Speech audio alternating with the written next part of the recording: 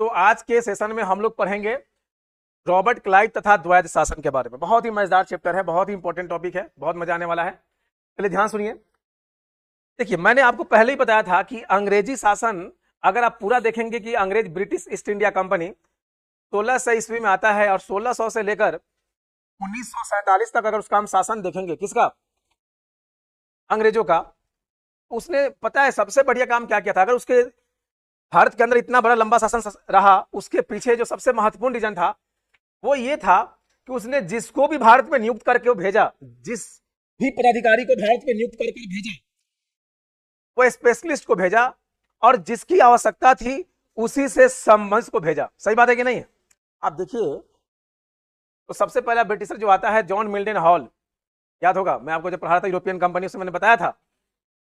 और उसके बाद में 1608 में कौन आता है? Captain Hawkins. हॉकिंस को क्यों भेजा गया था आपको ही पता है, क्योंकि कैप्टन हॉकिंस जो है वो अंग्रेजी के साथ साथ फारसी का भी अच्छा जानकार था और कन्विंस करने में बहुत माहिर था, है कि नहीं? तो जब जैसा अधिकारियों की आवश्यकता है, अंग्रेजों ने उसे ही नियुक्त करके भारत में भेजा और यही कारण है कि इतना लंबा शासन कर पाया अंग्रेज।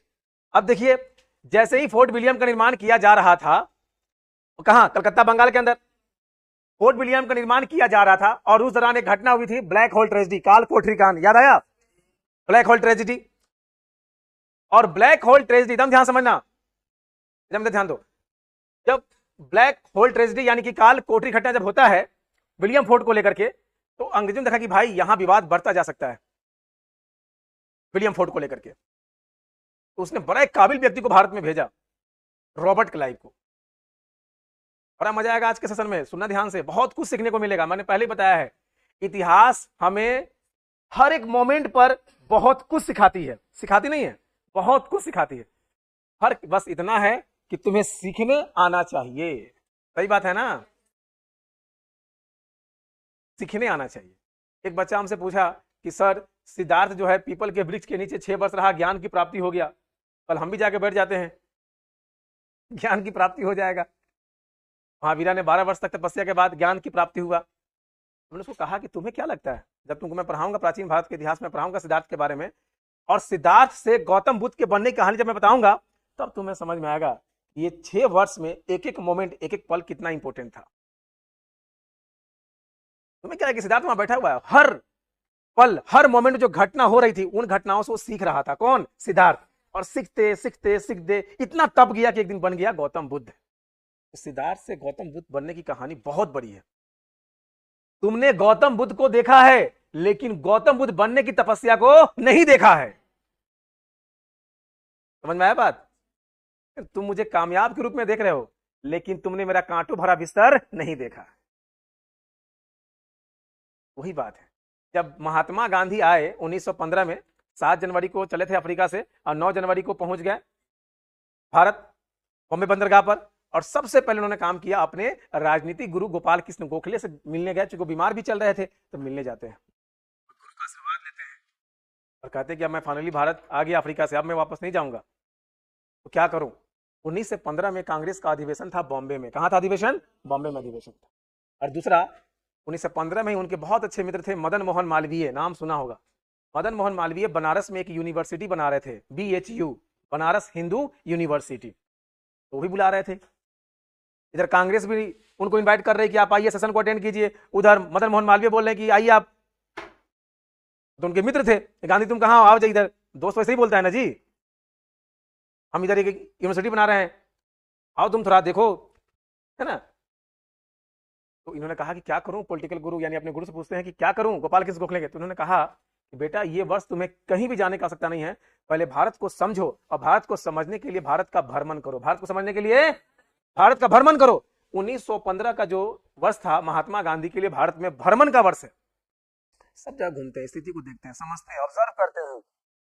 और उसके बाद वो 1916 से लखनऊ सेशन के बाद जब वो अपना रंग में आते हैं, तो तुमको पता ही है उसके बाद क्या कुछ होता है कि नहीं? बात सही। इसलिए इतिहास हमें हर एक मोमेंट पर सिखाता है, हर एक मोमेंट पर। हम इतना एनर्जेटिक क्यों रहते हैं, इतना मोटिवेट क्यों रहते हैं? हमारे पर टेंशन डिप्रेशन हावी हो ही नहीं सकता है, हम अपना कभी कॉन्फिडेंस खो ही नहीं सकते हैं। कारण है कि हमने इतिहास में इतने कैरेक्टर को पढ़ लिया है ना, इतना युद्ध करा चुके हैं ना, कि छोटा मोटा मेरे जीवन में जो युद्ध आएगा उसका फर्क पड़ेगा हमारे ऊपर? जो आदमी करा चुका है बैटल ऑफ हाइट स्पीच है, जो आदमी करा चुका है बेदरा का युद्ध, जो आदमी करा चुका है सवाली का युद्ध, वांडीवास का युद्ध, कर्नाटका का युद्ध, प्लासी का युद्ध, बक्सर का युद्ध, जितना युद्ध का नाम लेंगे कम से कम हजारों युद्ध मैं करा चुका हूं इतिहास में। उस आदमी के जीवन में छोटा मोटा युद्ध आकर फर्क पड़ने वाला है? नहीं फर्क पड़ने वाला है, सवाल ही पैदा नहीं होता। ये तो बोलते हैं कि विषय से सीखो, एनर्जेटिक रहो, उत्साह में कभी कभी मत होने देना, उत्साह में कभी भी कमी मत होने देना। हमेशा एक युवा को सबसे जरूरी चीज है एनर्जेटिक रहना, उत्साहित रहना, कॉन्फिडेंस बहुत जरूरी, ओवर कॉन्फिडेंस नहीं, कॉन्फिडेंस, एनर्जेटिक रहना बहुत जरूरी, उत्साह में कोई कमी नहीं होनी चाहिए, लक्ष्य कभी नहीं भूलना है, हर एक पल तुम्हें अपना लक्ष्य याद होना चाहिए। उत्साह में कमी आएगी, तुम फिर मुरझा जाओगे और टूटने लगोगे, ये कभी मत होने देना। स्वामी विवेकानंद ने ऐसा कभी नहीं किया, हमेशा अपने आप को उत्साहित रखते थे, एनर्जेटिक हर एक मोमेंट पर, हर एक पल, और युवा को यही चाहिए अगर उसको सफलता लेनी है तो। जैसा कि मैंने कहा कि इतिहास के हर एक मोमेंट से हम सीखते हैं, आपको बहुत कुछ आज कुछ सीखने को मिलेगा, आज की सेशन में बहुत कुछ सीखने को मिलेगा। देखिए रॉबर्ट क्लाइव यानी एक क्या सीखने को मिला, योग्यता, योग्य व्यक्ति की हमेशा पूजा होती है। मैंने हमेशा कहा कि व्यक्ति की पूजा नहीं, उसकी योग्यता की पूजा होती है। तुम अपने आप को योग्य तो बनो। देखो विलियम फोर्ड का मामला गड़बड़ाया, विलियम फोर्ड के लिए विवाद शुरू हो गया अंग्रेजों और नवाब के बीच, नवाब ने कांड कर दिया, ब्लैक होल ट्रेजेडी, काल कोठरी कांड। अब अंग्रेज के लिए बड़ा क्रूशियल टाइम था ये, क्या करे, अटैक करते नवाब के ऊपर। लेकिन देखिए रॉबर्ट क्लाइव पहले के काम को, ये मामला सुलझाएगा तो रॉबर्ट क्लाइव ही, क्या क्लाइव हुआ तो घूम रहा लंदन में, बुलाया गया कि क्या तू चलो बाहर जाओ, बाहर जरूरी है, बोला जाएंगे लेकिन खर्चा हमारा पता है ना, देखो योग्यता रहेगा तो डिमांड तो तुम ही करोगे ना, जाएंगे खर्चा हमारा पता है ना, हमारा फीस पता है तुम कितना है, तुम्हारा जितना फीस उसका डबल मिलेगा, जाओ। आया, योग्य व्यक्ति की पहचान पहली सीख, आया और आने के बाद पूरा सिचुएशन को समझता है, पहले आराम से देखता है, तो सबको यह लगता है कि रॉबर्ट क्लाइव आया है ना, अब देखना पक्का ये नवाब पर अटैक करेगा, क्योंकि नवाब ने जस्ट कुछ दिन पहले क्या किया रहता है, ब्लैक होल ट्रेजेडी। सब रॉबर्ट क्लाइव आएगा पक्का युद्ध होगा, मूर्ख समझ रखा है क्या। वो उसके साथ संधि का फरमान भिजवाता है नवाब के पास, नवाब बोला अरे तो गजब ही हो गया, हम तो सोचते थे कि अटैक करेगा, ये भी हमको कह रहा संधि के लिए। और अलीनगर में एक संधि होता है, अलीनगर की संधि, और फिर उस संधि के तहत क्या डिप्लोमेटिक पॉलिसी खेलता है रॉबर्ट क्लाइव, और छोटा मोटा अधिकार ले लेता है और धीरे धीरे करके उसके तह तक पहुंचता है, यानी नवाब के तह तक, नवाब के कमियों को ढूंढता है, फिर उसको लोग अपने मिलाता है, और उसके बाद जब पूरी तैयारी हो जाती है तब वो अटैक करता है, किसके ऊपर, नवाब के ऊपर। वरना याद रखिएगा बिना प्लानिंग के प्लासी का युद्ध अंग्रेज जीत ही नहीं सकता था, क्योंकि जहां नवाब के पास 50,000 सेना थी, इनके पास महज 3,000 से 4,000 सेना थी, तो बिना प्लानिंग के यह युद्ध जीता ही नहीं जा सकता था। समझ मारा बात, रॉबर्ट क्लाइव था ना जी, तब तो पॉसिबल हुआ। तो रॉबर्ट क्लाइव को भारत में विलियम फोर्ड के उप गवर्नर के रूप में नियुक्त करके भेजा गया, सही बात है ना, विलियम फोर्ड के डिप्टी गवर्नर के रूप में नियुक्त करके भेजा गया, डिप्टी गवर्नर के रूप में अपॉइंट करके भेजा गया, के रूप में नियुक्त करके भेजा गया, किया गया। क्लियर सभी को। 1756 के बाद जब आया विलियम फोर्ड के डिप्टी गवर्नर के रूप में आकर इसने कमान संभाला, और इसके अंतर्गत अलीनगर की संधि हुआ, और इसी के रहते हुए प्लासी का युद्ध हुआ। तो दो हुआ, एक इसके अंदर में क्या क्या हुआ जी, पहला अलीनगर की संधि, अलीनगर की संधि, और दूसरा अरे बोलो प्लासी का युद्ध, ये दो इंपॉर्टेंट काम हुआ। आया, अलीनगर की संधि कर लिया, प्लासी का युद्ध किया, नवाब को हरा दिया, और फिर उसको हराने के बाद मीर जाफर को बैठा करके वापस चला गया, तो काम हो गया। बोला आप सबको सेटल कर दिए, अब तो कोई दिक्कत नहीं है, अब चला गया आराम से। कौन, रॉबर्ट क्लाइव वापस चला गया लंदन, जो काम के लिए तो काम करके चला गया। लेकिन आगे आपको पता है एक और गलती हुआ कि मीर जाफर जब विरोध करने लगा, साजिश करने लगा अंग्रेजों के खिलाफ, डचों के साथ हाथ मिलाने लगा, और अंग्रेज क्या कि जितने सारे अंग्रेज के अधीन जितने सारे व्यक्ति थे उनके खिलाफ साजिश करने लगा, कौन, मीर जाफर। अंग्रेज फिर टेंशन में आ गए कि भैया मीर जाफर तो कुछ गलत कर रहा है, साजिश कर रहा है हम लोग खिलाफ, डचों के साथ हाथ मिला रहा है, इसको हटाना पड़ेगा पद से।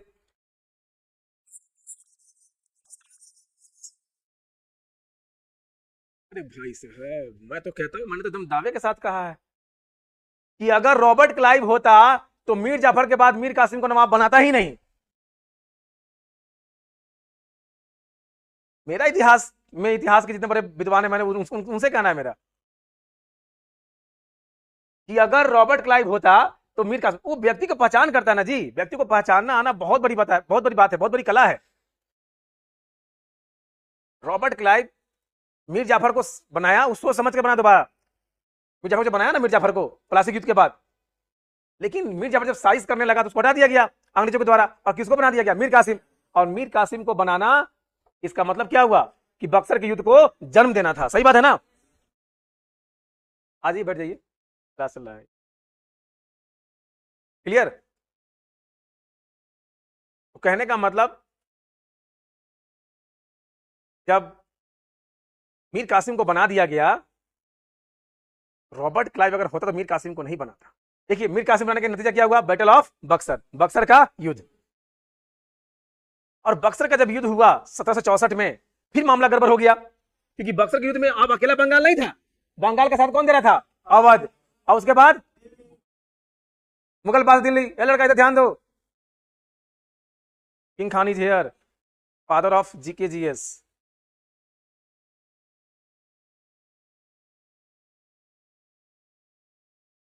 कहने का मतलब,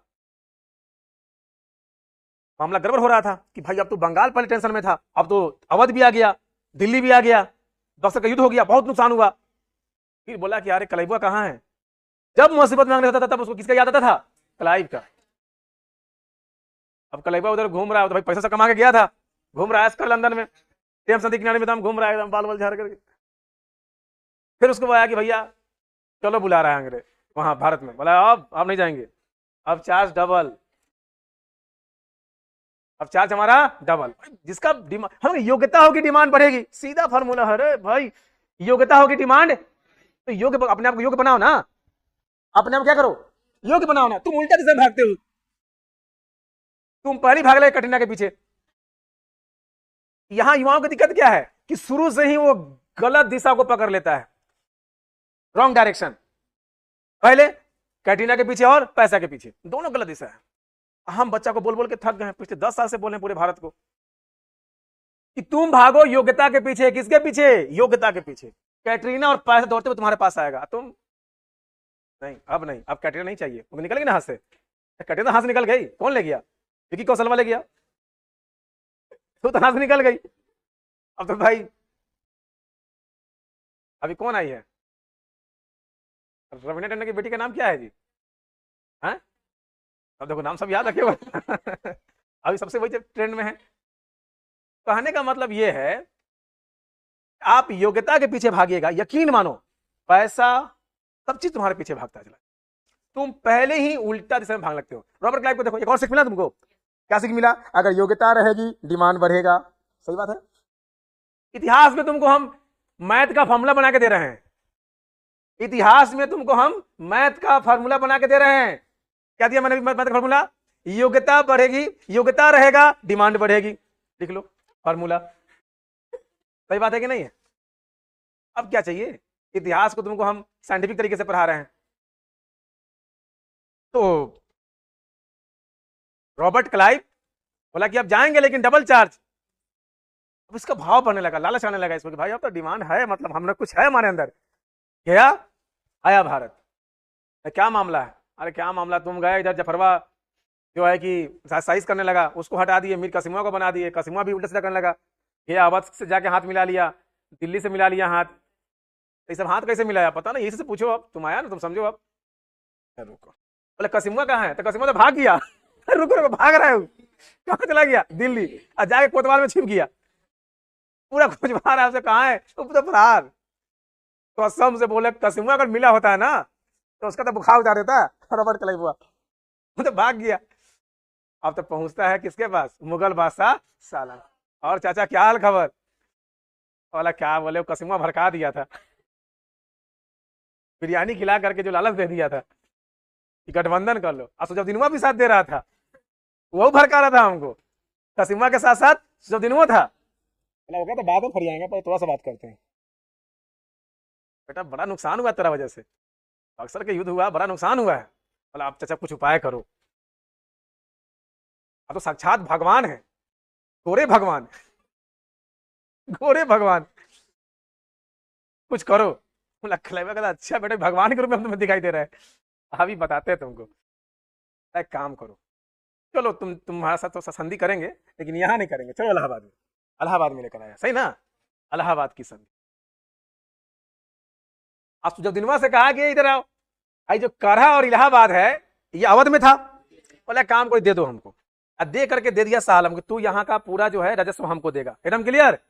तो काढ़ा और इलाहाबाद सुजाउद्दीनवा से लेकर के किसको दे दिया, सालम द्वीप को दे दिया कि तू पूरा कलेक्ट करके देगा। बोला कि ठीक है, एकदम क्लियर। बोला कि सालम भाई तू बंगालवा है ना, बंगाल बिहार उड़ीसा, हाँ बोलिए ना क्या करे, वहां का दीवानिया देनो तो सही रहेगा।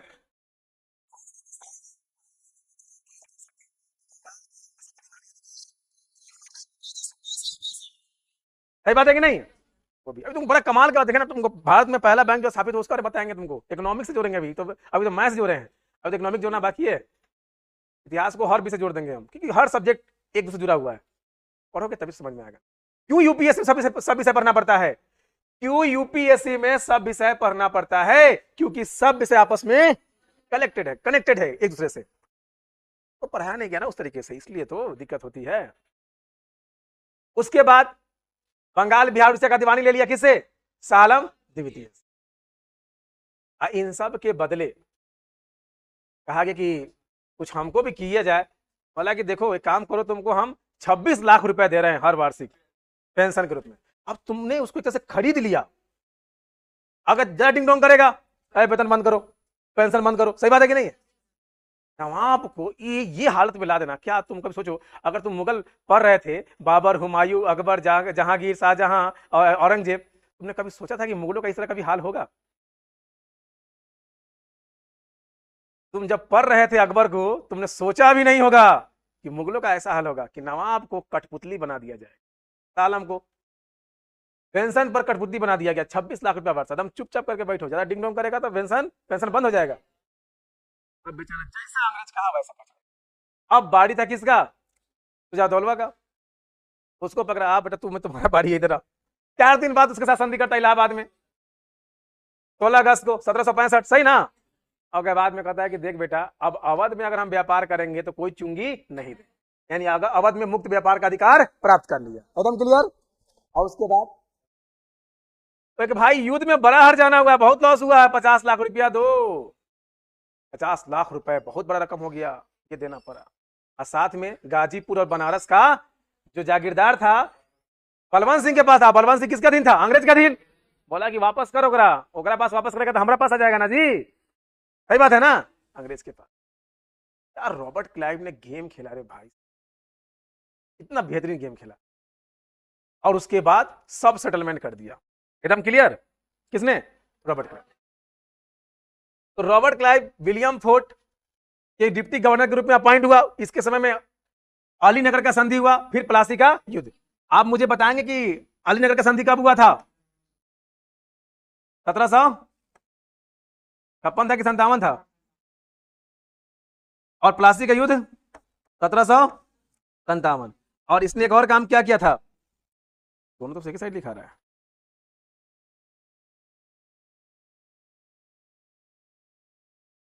अरे बताओ ना, कहीं नहीं बोल रहा है जी। हाँ तीसरा पॉइंट, इलाहाबाद का संधि, सही है, इलाहाबाद का संधि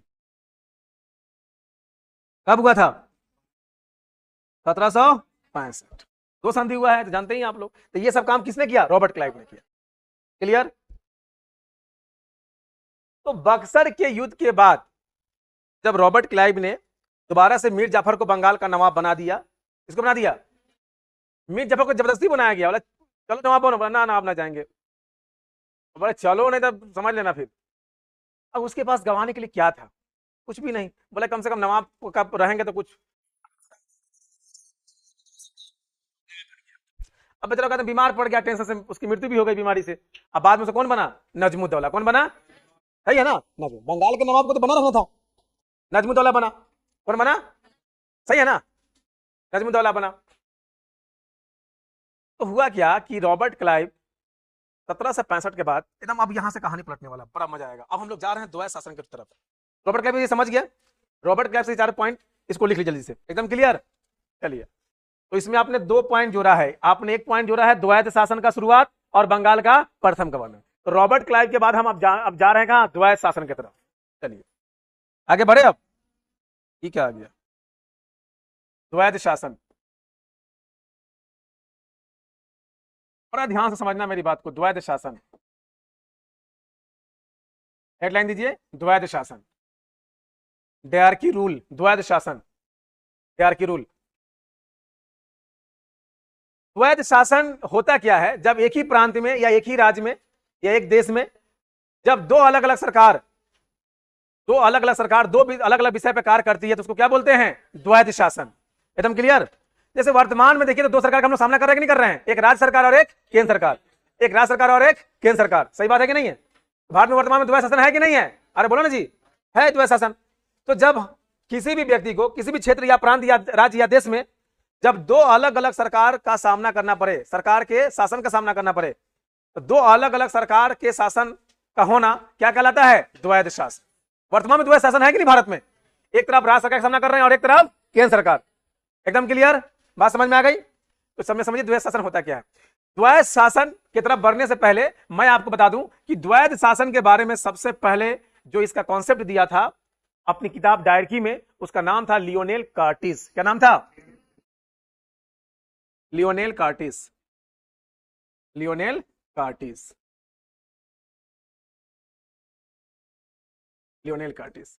इसीलिए द्वैत शासन या द्वैत शासन का जनक किसको माना जाता है, लियोनेल कार्टिस का। लेकिन भारत में द्वैत शासन का कॉन्सेप्ट किसने दिया था, रॉबर्ट क्लाइव ने दिया था। भारत में किसने दिया था, भारत में रॉबर्ट क्लाइव, भारत में Robert Clive, Robert Clive, Robert Clive. इसीलिए भारतीय द्वैत शासन के जनक किसको मानते हैं, रॉबर्ट क्लाइव। और विश्व में, भारत में, अरे समझ में आया? अगर पूछेगा परीक्षा में कि भारत में द्वैत शासन का जनक किसको माना जाता है, भारत में, लेकिन विश्व में पहली बार किसने यह कॉन्सेप्ट दिया था? यह बात आप सभी को समझ में आया? चलिए आगे बढ़ते हैं। तो द्वैत शासन, अब देखो बैटल ऑफ बक्सर के बाद जब इलाहाबाद की संधि हो गई और मीर जाफर फिर दोबारा बनाए गए बंगाल के नवाब, हालांकि बाद में उसकी मृत्यु हो गई और कौन बन गया, नजमुद्दौला। एकदम ध्यान समझो इधर, ये लो तुम्हारा बंगाल। और बंगाल में जैसे कि मैंने कहा कि अब नवाब है नजमुद्दौला। रॉबर्ट क्लाइव कहता है कि अब रिस्क नहीं ले सकते, क्या कि फिर वही ड्रामा होगा। अगर फिर यहां से रॉबर्ट क्लाइव वापस चला जाता, 1765 में चला जाता वापस लंदन, अब फिर दोबारा मीर जाफर को बना दिया, फिर आगे तक फिर इसे कुछ विवाद होता, फिर रॉबर्ट क्लाइव को वापस आना पड़ता। बोला कि अब नहीं, अब इसका हम हमेशा हमेशा के लिए निदान कर देते हैं ना। ध्यान से बात समझना, बंगाल के नवाब को तो खैर बनाए रखना जरूरी था, ये तो मैं कई बार बता चुका हूं कि क्यों जरूरी था।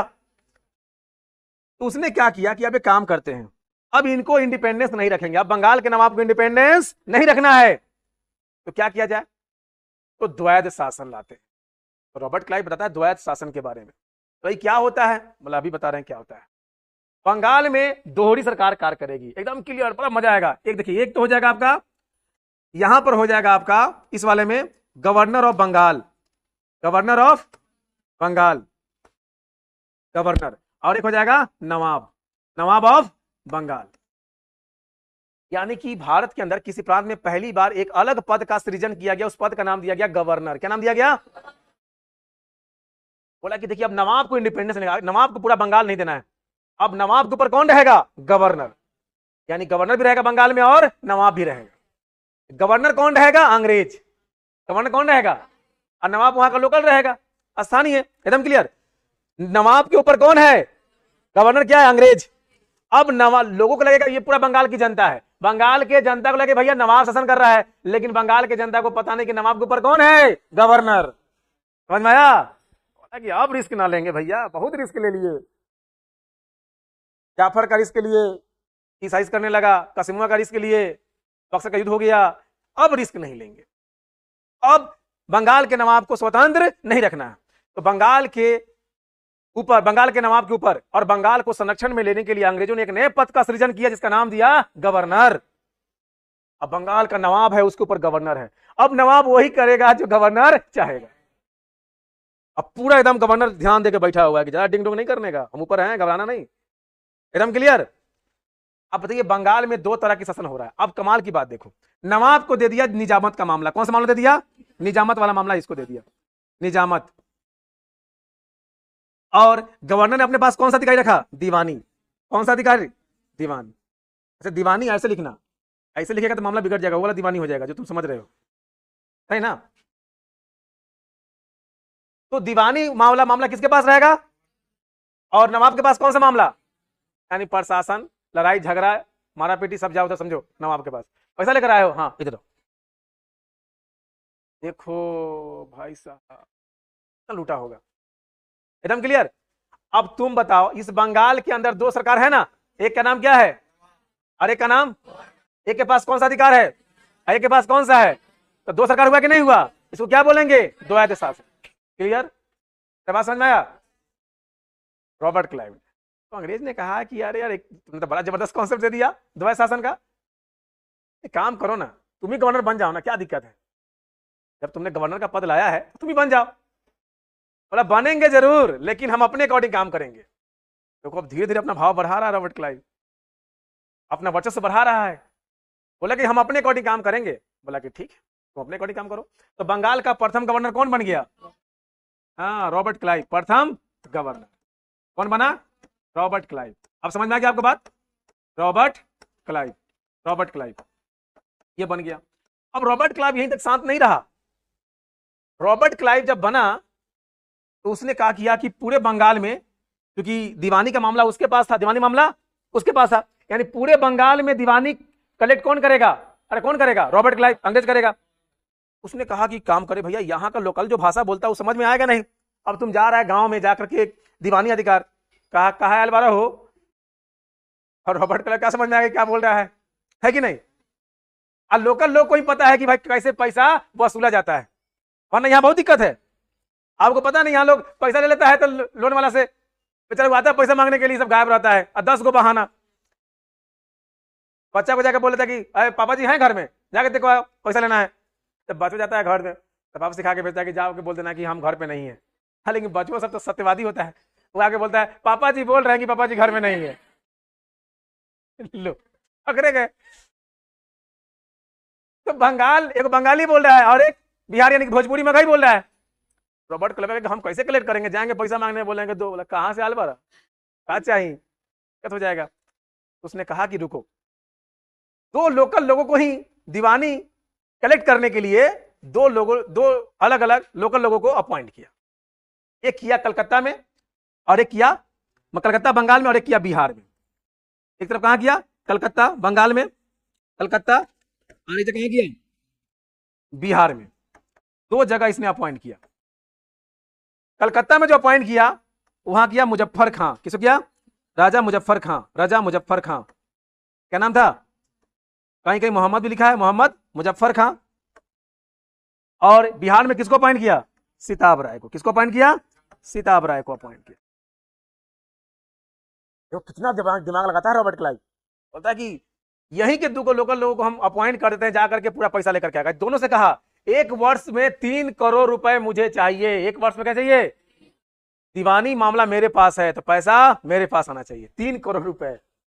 भाई साहब सोचो कि द्वैध शासन के अंतर्गत बंगाल की जनता का क्या हाल हुआ होगा जब वर्ष का 3 करोड़ रुपए उनको टैक्स के रूप में देना पड़ रहा है। ऊपर बंगाल के नवाब का शासन अलग है और बंगाल के गवर्नर का शासन अलग है। अब बंगाल का जनता पहली बार दोहरी सरकार का सामना कर रहा है, यानी द्वैध शासन का सामना कर रहा है। एकदम क्लियर? अब जान निकल गया। हालांकि बंगाल की जनता को बाद में पता लगने लगा कि कहीं ना कहीं ये जो है, जो दीवानी कलेक्ट का अधिकार है किसके पास पहुंच चुका है? अंग्रेजों के पास पहुंच चुका है। तो वो लोग ये भी जान गए बंगाल की जनता कि भैया ये जो गवर्नर जो है ना यही पैसा ले रहा है। तो गवर्नर सबसे लोगों को घृणा आने लगा। भाई जो मर रहा है तो उसको तो भाई बुरा लगेगा ही, पैसा टैक्स के रूप में देते देते इन लोग का हालत खराब है। तो लोगों को गवर्नर यानी बंगाल की जनता को गवर्नर सबसे घृणा होने लगी। गवर्नर का नाम लोग सुनना पसंद नहीं करता था। एकदम क्लियर? अरे बात समझ में आया? तो रॉबर्ट क्लाइव ने इस तरह से बंगाल में खूब शोषण किया। अब चूंकि रॉबर्ट क्लाइव का अंत करने वाले हैं, खूब शोषण किया, खूब पैसा लूटा। हालांकि इसके बाद आ जाएगा कौन, वॉरेन हेस्टिंग। उसके पीछे कारण है रॉबर्ट क्लाइव क्या किया, ये व्यक्तिगत रूप से पैसा अपने पक्ष में, मतलब अपने लिए पैसा सेव करने लगा ये, यानी कि जो इसको जितना पैसा दिया गया था उसके अलावा पर्सनल अपना पैसा ये जमा करने लगा अलग से। खूब घोटाला किया भारत में, खूब घोटाला किया। अगर मान लिया जाए कि किसी यहाँ आप काम कर रहे हैं और 1 लाख का महीना आपको दिया जा रहा है, लेकिन आप इनलीगल तरीके से वहां और भी पैसा कमा रहे हैं, तो ये तो गलत बात है ना।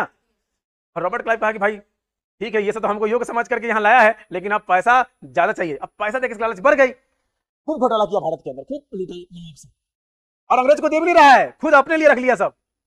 जब गया रॉबर्ट क्लाइव वापस लंदन में, तो पता है इसके खिलाफ देशद्रोही का केस चलता है, इसलिए कि इसने व्यक्तिगत रूप से बहुत स्कैम यानी बहुत सारा घोटाला किया था।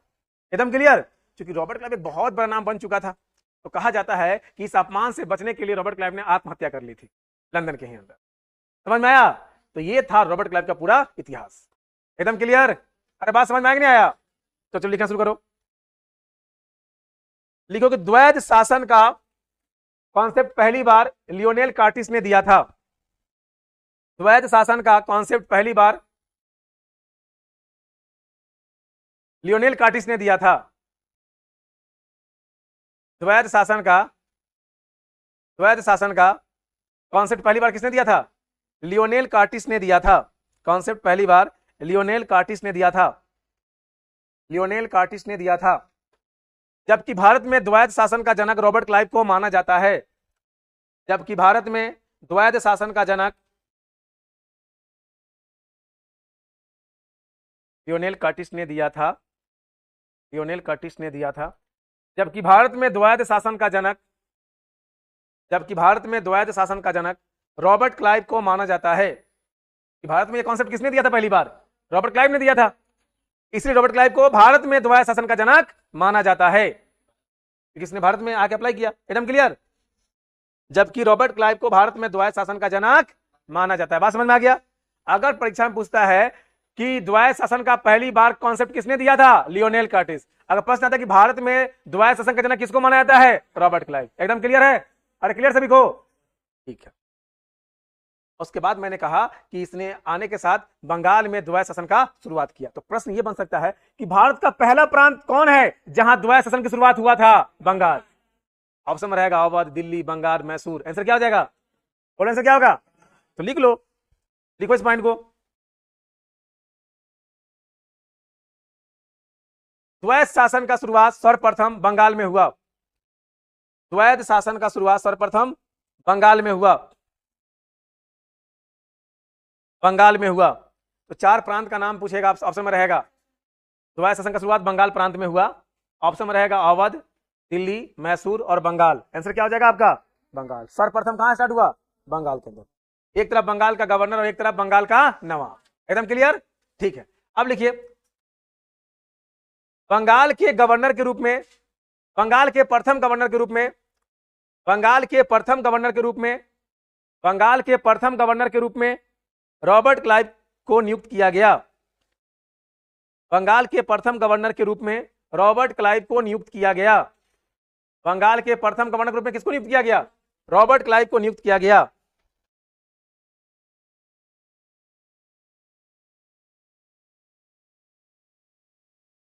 जिनके पास दीवानी अधिक, गवर्नर के पास,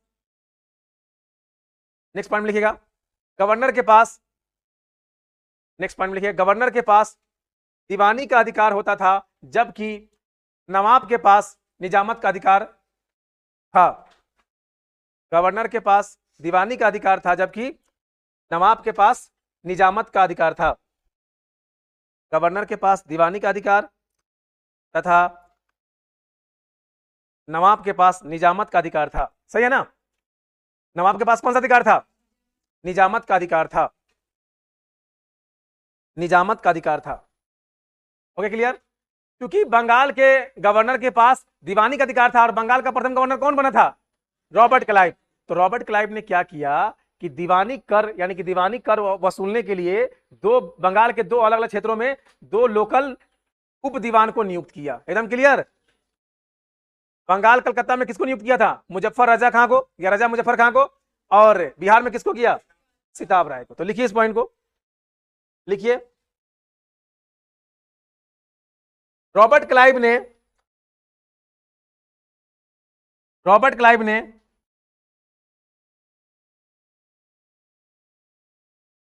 रॉबर्ट क्लाइव ने दीवानी कर वसूलने के लिए दीवानी कर वसूलने के लिए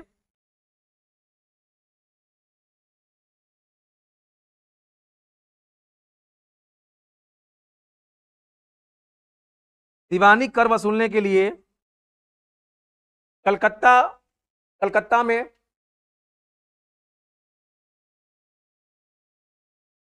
कलकत्ता में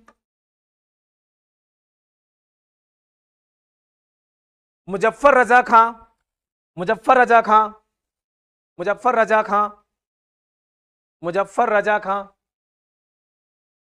मुजफ्फर रजा खां जबकि बिहार में सिताब राय जबकि बिहार में सिताब राय जबकि बिहार में सिताब राय जबकि बिहार में सिताब राय को उप दीवान के रूप में नियुक्त किया।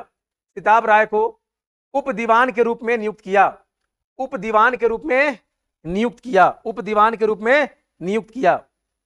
उप दीवान के रूप में नियुक्त किया। बस हो गया क्लियर? तो ये था आपका द्वैध शासन। समझ में आया बात? अब हम लोग ये देखेंगे कि जब द्वैध शासन, अभी रुको, पिक्चर अभी बाकी है। तो द्वैध शासन का शुरुआत किसने किया? रॉबर्ट क्लाइव ने। आपने देखा द्वैध शासन होता क्या है? अब सोचो इसने कितना शोषण किया होगा बंगाल की जनता का। कहा जाता है कि एक वर्ष में 3 करोड़ रुपए हर वर्ष वसूल कर रहा था। कौन? Robert Clive. अच्छा, रॉबर्ट क्लाइव ये तो कर ही रहा था और नवाब का पूरा खजाना भी खाली कर रहा था, और ब्रिटिश खजाने में ना देकर खुद पर्सनल खजाने में जमा कर रहा था, अलग, यानी घोटाला अलग कर रहा था। कौन? Robert Clive. लोगों को यह जानकारी मिल चुकी थी कि भैया ये जो दीवानी अधिकार है किसके पास है? गवर्नर के पास है। तो लोगों को गवर्नर के नाम से ही नफरत होने लगा, घृणा होने लगा। एकदम क्लियर? और इसी बीच चूंकि रॉबर्ट क्लाइव पर इधर मामला बढ़ने लगा करप्शन का, तो इसके जगह के बाद एक दो गवर्नर आते हैं। उसके बाद में आते हैं वारेन हेस्टिंग। कौन आते हैं? Warren Hastings. तो वारेन जब हेस्टिंग आता है 1772 में, तो वारेन हेस्टिंग देखता है कि भाई ये तो गवर्नर नाम से लोग नफरत कर रहे हैं, और द्वैध शासन तो लोग बहुत ज्यादा ही इसका विरोध कर रहे हैं, द्वैध शासन का। तो वारेन हेस्टिंग जाकर के ब्रिटिश सरकार से बोलेगा कि सर 2 काम कीजिए। क्या? अब पहली बात तो ये जो द्वैध शासन को है ना समाप्त कीजिए, वरना सब प्रांत अलर्ट हो जाएगा। और दूसरा कि गवर्नर का नाम बदलिए। एकदम क्लियर? बोला कि ठीक है। तो वारेन हेस्टिंग आकर के द्वैध शासन को समाप्त कर देता है। एकदम क्लियर? और उसके बाद उसने कहा कि काम करते हैं कि भाइयों अब गवर्नर को हटा दिए हैं। बोला अच्छा अब कौन? अब गवर्नर जनरल। और हम लोग भी कितने मूर्ख थे भाई। बोला अच्छा गवर्नर चलाया गया, अब गवर्नर जनरल आया है। तो क्या पता कि सिर्फ नाम बदला गया है, काम तो अभी भी वही है। इतना आसान था लोगों को मूर्ख बनाना। भारत के लोग तो शुरुआत से ही बड़े ही ये नहीं, ये मालूम क्या कारण है? इसके 2 कारण है। एक तो कुछ हमारे लोग जो उनसे मिल गए थे, और दूसरा भारत में चालाक लोगों की संख्या बहुत ज्यादा है। और हमने कहा कि दुनिया में सबसे बुरा हाल किसका है? चालाक है। देखो लोग कैसे बात कर रहे हैं, भैया सुने कि बंगाल का गवर्नर खत्म, गवर्नर का पद हटा दिया, तो नया पद कौन आया है? Governor general. तो बंगाल के गवर्नर का नाम बदल के क्या कर दिया गया? Governor general. और द्वैध शासन समाप्त कर दिया। तो द्वैध शासन को समाप्त किसने किया? वारेन हेस्टिंग ने। किसने किया? वारेन हेस्टिंग ने। तो वारेन हेस्टिंग ने क्यों किया और किस एक्ट के अंतर्गत किया? और इसी एक्ट के अंतर्गत हम ये देखेंगे कि भारत में पहली बार सर्वोच्च न्यायालय का स्थापना होता है ना। और उसके बाद हम देखेंगे कि किस तरह से जब इतना पैसा आने लगा तो अंग्रेजों ने बैंक का न्यू भारत में रखा है। और भारत का पहला बैंक कौन था? उसके बाद वारेन हेस्टिंग आने के बाद कौन कौन सा परिवर्तन इतिहास में देखने को मिलता है, इन सब को जानेंगे कल। तब तक के लिए बने रहिए।